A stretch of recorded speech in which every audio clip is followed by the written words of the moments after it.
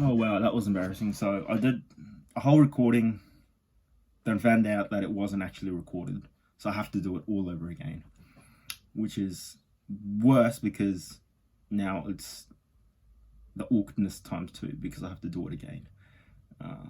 But anyway, okay. But anyway, so disclaimer, this is exactly what I said in my previous take that I thought was recording, but it's not. But apologies if I sound really awkward. This is my first ever video, first ever time speaking in front of a camera. This will be the first video that I upload on YouTube.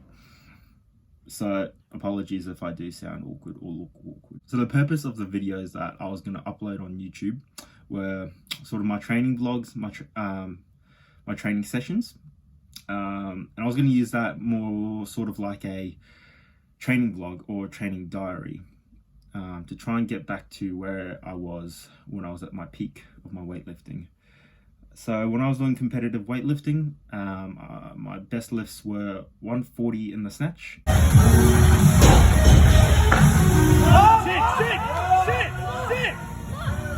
Yeah! And 160 in the clean and jerk.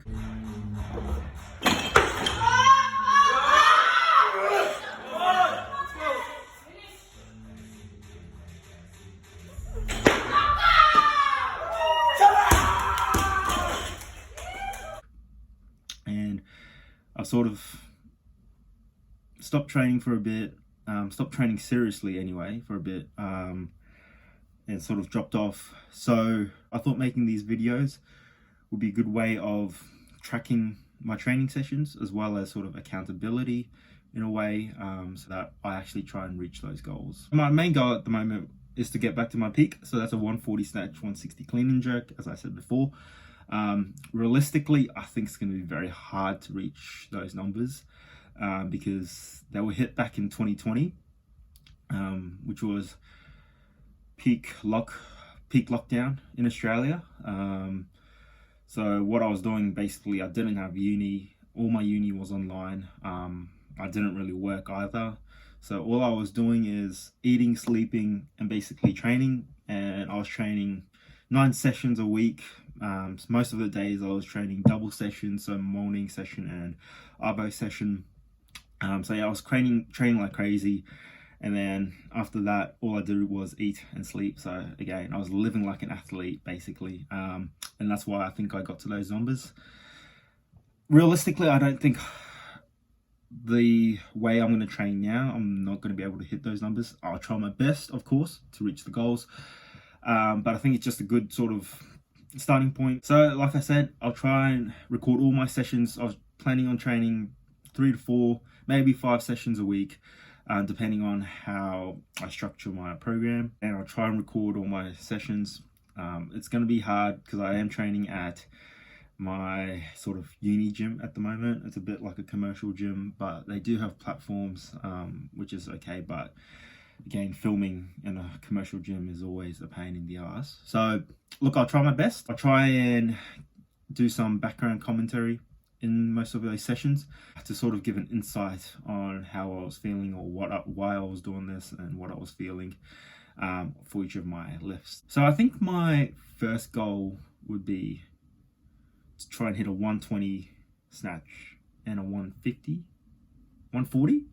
snatch and a 140 clean and jerk. So that'll be sort of my short-term goal, and we'll reassess from there. But yeah, hopefully enjoy the videos that I make. I'm certainly going to try to make these videos as high quality as I can, and again, I'll try to upload as frequently as I can as well. But yeah, hope you enjoy the videos that I post.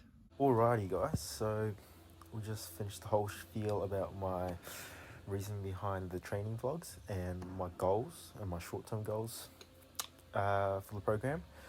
So now we'll get to the good stuff, the actual training session. So in this session, very easy, light session. Again, I just started, so I'm starting back again, so not going to go 100 miles an hour right from the get-go. In this session, I'm just doing a power clean complex and some front squats. So start from the power clean complex. You'll see me doing the bar for quite a bit, around 3 sets, or until I feel good in my movement. Again, you just do not want to rush your warm-ups, because that's just going to affect your heavier weights. So I do about 3 sets of that until I actually put some weight on. So first set, I've got 60 kilos on here, do my 2 power cleans, and I'll actually add in a push press. Now the push press helps a lot with the push jerk. It just allows me to drive straight. Again, it's good to warm up your movement properly, and the push press really helps with the push jerk. So I finished my 60 kilo, move on to 80 kilos next. Now in this set, I'm pretty sure, no, it's not this set. So this set was pretty actually not too bad. Again, very rusty, so bear with me in terms of my technique. Sometimes it might look a bit messy, but we'll get there. But again, that looked pretty clean. Again, 2 power cleans, push press, and a push jerk. So I think this is my first proper set. Now with this set, I actually jumped forward a bit, which I'm not too happy about. Again, the reason behind that is probably didn't stay over the bar enough long. So again, that pulls me forward, which causes me to jump forward. So yeah, now moving on to my third set. Now I'll go up in weight to 100 kilos. This is actually my final weight jump. I stayed at 100 in this session because I felt like this is a good working weight for me at the moment. Pretty good. It's not too bad. My elbow turnover was a little slow in that set, but yeah, the push jerk was pretty good. Very happy with it. Now in this set, I actually end up doing a no foot power clean. Now this no foot allows me to focus on my pull more, which I was actually able to do in this set, but the bar actually crashed on me a lot because I pulled it so much. So again, wasn't too happy with that, but again, we'll work on the technique. It'll come along. After that, moving on to front squats, did 3 sets at 100 and 3 sets at 110. Now, front squats are really bad today. If you actually watch this set, you can see my upper body collapse a lot. And this wasn't good. I wasn't really happy with this. So what I did was I actually stripped the weight and I started working on my zombie front squats. Now, zombie front squats, as you can see, it's basically a no-handed front squat.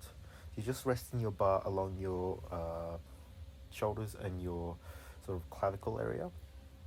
And what this does is it really forces you to not collapse your upper body. In a front squat, if you collapse your upper body slightly, you can really push through it. You can really push through that poor movement. But with a zombie front squat, if you collapse your upper body, the bar just goes straight down with it. So this is a really good way of teaching new lifters or someone like myself how to actually actively engage that upper back and to not collapse during the front squat.